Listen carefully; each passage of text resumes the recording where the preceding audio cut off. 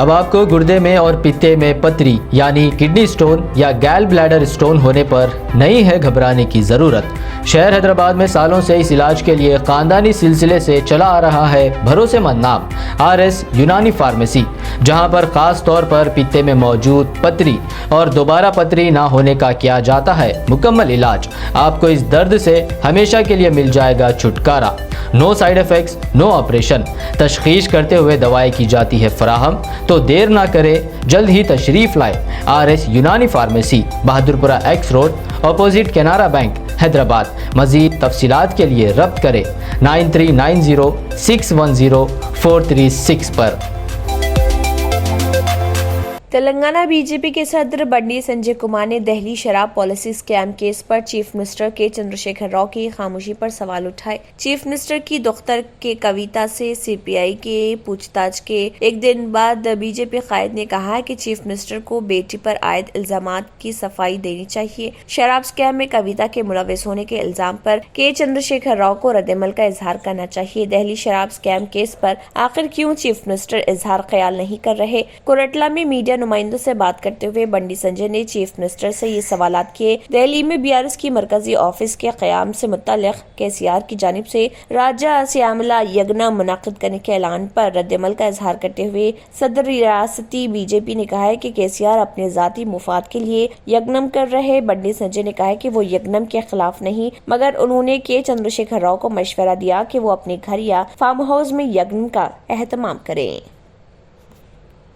मजलिस इत्तेहादुल मुस्लिमीन के सदर व रुकन पार्लियामेंट हैदराबाद बैरिस्टर असदुद्दीन ओवैसी ने मीडिया के सामने बड़ा बयान दिया। उन्होंने कहा है कि वज़ीर-ए-आज़म नरेंद्र मोदी चीन से डरते हैं। वाज़ेह रहे कि line of actual control LAC पर एक बार फिर हिंदुस्तानी और चीनी फौजियों के दरमियान झड़प हुई। अरुणाचल प्रदेश के तवांग सेक्टर में दोनों ममालिक की फौजें आमने सामने आ गयी। मालूमात के मुताबिक 9 दिसंबर को तवांग सेक्टर में चीनी PLA फौजियों और हिंदुस्तानी फौजियों के दरमियान झड़प हुई थी, जिसकी मालूमात गुज़िश्ता रोज मंजर-ए-आम पर आई थी। यहाँ वज़ीर दिफा राजनाथ सिंह ने चीनी फौज के साथ झड़प पर एक अहम मीटिंग भी बुलाई, जिसमें वज़ीर खारिजा और CDS भी मौजूद रहेंगे। इसी दौरान हिंदुस्तानी फौजियों ने चीनी फौजियों को मुंहतोड़ जवाब दिया। जख्मी होने वाले चीनी फौजियों की तादाद हिंदुस्तानी फौजियों से ज्यादा है। इसके अलावा आम आदमी पार्टी ने भी इस पर तनकीद की थी और सिक्योरिटी फोर्सेस ने उसे तवांग में दोनों एतराफ के फौजियों के दरमियान हालिया झड़पों के बारे में अपडेट किया है। इसके साथ ही मजलिस इत्तेहादुल मुस्लिमीन के सदर व रुकन पार्लियामेंट हैदराबाद बैरिस्टर असदुद्दीन ओवैसी ने हुकूमत पर हमला बोला और मामले को लेकर ऑल इंडिया मजलिस इत्तेहादुल मुस्लिमीन के सदर रुकन पार्लियामेंट असदुद्दीन ओवैसी ने कहा है कि ऐसा क्यों हुआ और हमारे फौजियों की हालत कैसी है और क्या हुकूमत सर्जिकल स्ट्राइक करेगी। ये सब हुकूमत को बताया जाए तो हम ऐवान में तहरीक अल्तवा लाएंगे। ये मुल्क की जमीन का मामला नहीं और न ही कोई सियासी मसला है। उन्होंने कहा है कि तसादुम 9 तारीख को हुआ था, जबकि पार्लियामेंट का इजलास चल रहा था, तो हुकूमत ने इसी दिन पार्लियामेंट को क्यों नहीं बताया। उन्होंने कहा है कि मुझे अपनी फौज पर पूरा भरोसा है, लेकिन हुकूमत के पास इतनी कमजोर क़यादत है कि चीन का नाम तक नहीं लेती। इस पर ऐवान में बहस होनी चाहिए।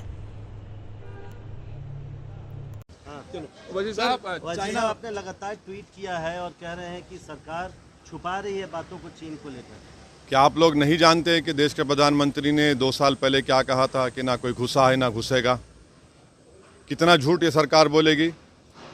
देश को प्रधानमंत्री ने सच नहीं बताया और अभी भी डेप्सांग और डेमचाक चीन के पास है। अभी भी 1000 स्क्वायर किलोमीटर लद्दाख में चीन के पास है।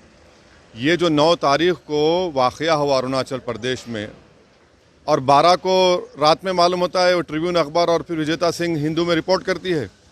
पार्लियामेंट चल रही तो बताते नहीं, आप बताएंगे नहीं आप पार्लियामेंट को। पार्लियामेंट को आप डाक में रखेंगे, अंधेरे में रखेंगे। और तीसरी बात यह है कि प्रधानमंत्री क्यों चीन का नाम नहीं डरते हैं? लीजिए ना नाम आप। आपने तो उठकर जाकर हाथ मिलाया था चीन के लीडर से, देख लिया आप नतीजा क्या निकला। और ख़ुद बीजेपी का MP कह रहा है अरुणाचल का कि आकर हमारे बहादुर सिपाहियों को मारा गया, वो अभी अस्पताल में है। और छठी बात यह है कि 15,000 फीट नीचे से ऊपर आ रहे हैं वो भारत की फौज पर हमला करने के लिए। तो प्रधानमंत्री को सबसे पहले पार्लियामेंट में डिस्कशन अलाउ करना चाहिए। सरकार की जिम्मेदारी है, स्पीकर पर चेयरमैन पर मत डालिए। देश जानना चाहता है कि देश के प्रधानमंत्री आखिर इतना क्यों डर रहे हैं चीन का नाम लेने से, पॉलिटिकल लीडरशिप नहीं दिखा रहे हैं, कोई सवाल नहीं उठ रहा है हमारी बहादुर फौज की बहादुरी पर। यहाँ पर बुज़दिली के मज़ाहिर अगर कर रहा है तो देश के प्रधानमंत्री और सरकार कर रही है। हाउस में आप क्या डिमांड करेंगे? हमने अर्जन मोशन डाला है, सरकार को स्पीकर को कहना चाहिए खड़े होकर कि हम उसको कबूल करते हैं, डिस्कशन करवाइए। छुपाने की क्या बात है, डरने की क्या बात है? देश के प्रधानमंत्री के पास 56 इंच का सीना है तो दिखाइए, पॉलिटिकल लीडरशिप लीजिए, चीन को हटाइए उस ज़मीन से जहाँ भारत की ज़मीन है, जहाँ पर चीन कब्जा करके बैठा है। और डोकलाम में प्रधानमंत्री ने कहा था कि डिसएंगेजमेंट हो गया, कहाँ डोकलाम में डिसएंगेजमेंट हुआ? चीन बैठा हुआ है वहाँ पर आज भी डोकलाम में। रक्षा मंत्री बयान देने वाले हैं आज 12 बजे। बयान नहीं, हम डिस्कशन चाहेंगे। बयान देकर भाग जाना कि सरकार की बुज़दिली होगी पीठ दिखाकर। आप डिस्कशन करवाइए, सुनिए, हमको अपनी बात रखना है। और बल्कि प्रधानमंत्री से अपील करेंगे, डिमांड करेंगे कि जिस जगह पर 9 तारीख को क्लैश हुआ है वहाँ पर एक ऑल पार्टी एमपीज़ को लेकर जाइए, मैं आने को तैयार हूँ। असद साहब, वजह क्या मानते हैं आप? तो आप क्या वजह मानते हैं कि बार बार चीनी सैनिक इस तरह की हिमाकत करते हैं?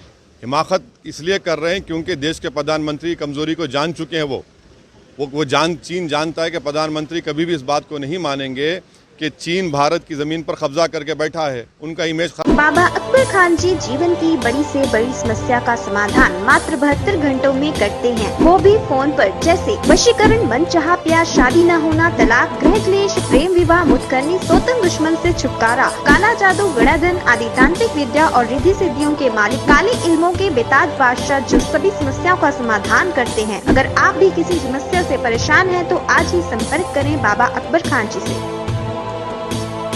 वाईएसआर तेलंगाना पार्टी की सरबराह वाईएस शर्मिला अपोलो अस्पताल से डिस्चार्ज होकर घर पहुंच गई। डॉक्टर्स ने उन्हें 15 दिन तक घर में आराम करने का मशवरा दिया। वाईएस शर्मिला ने कहा है कि केसीआर हुकूमत उन्हें पिंजरे में बंद नहीं कर सकती, वो बहुत जल्द आवाम के दरमियान पहुंच जाएंगी।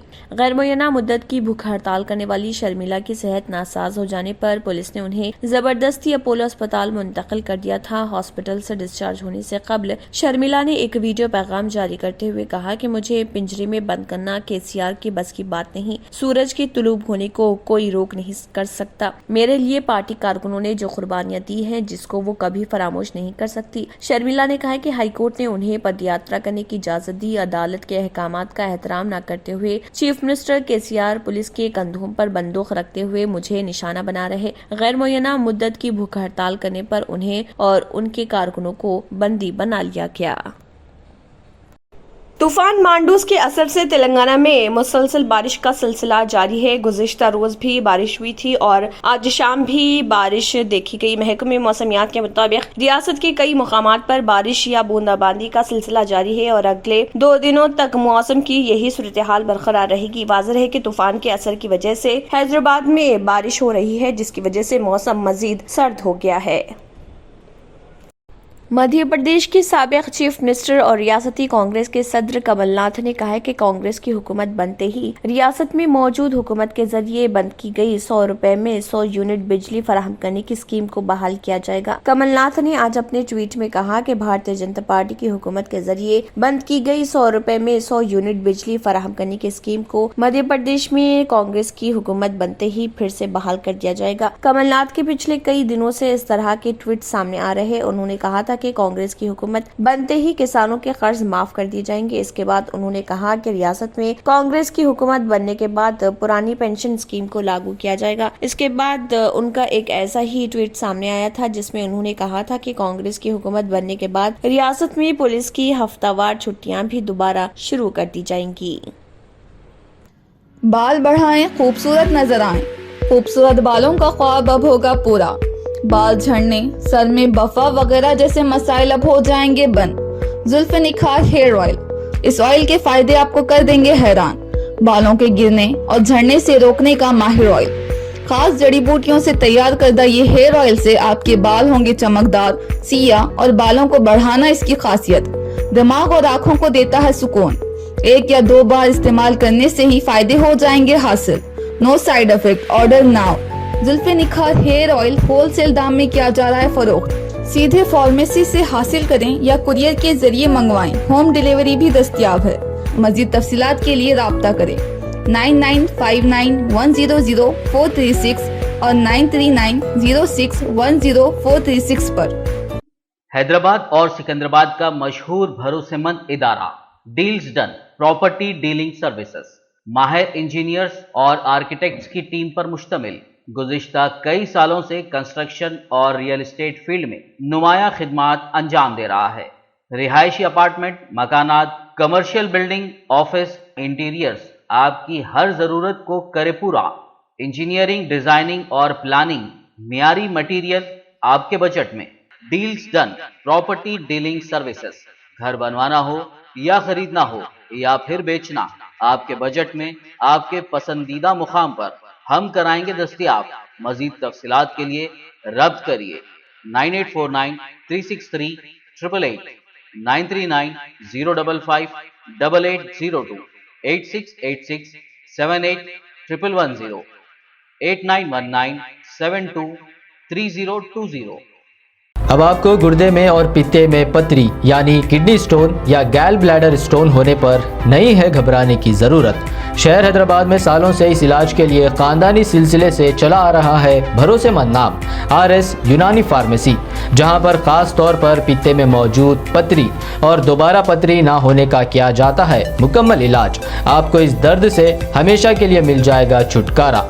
No side effects, no operation.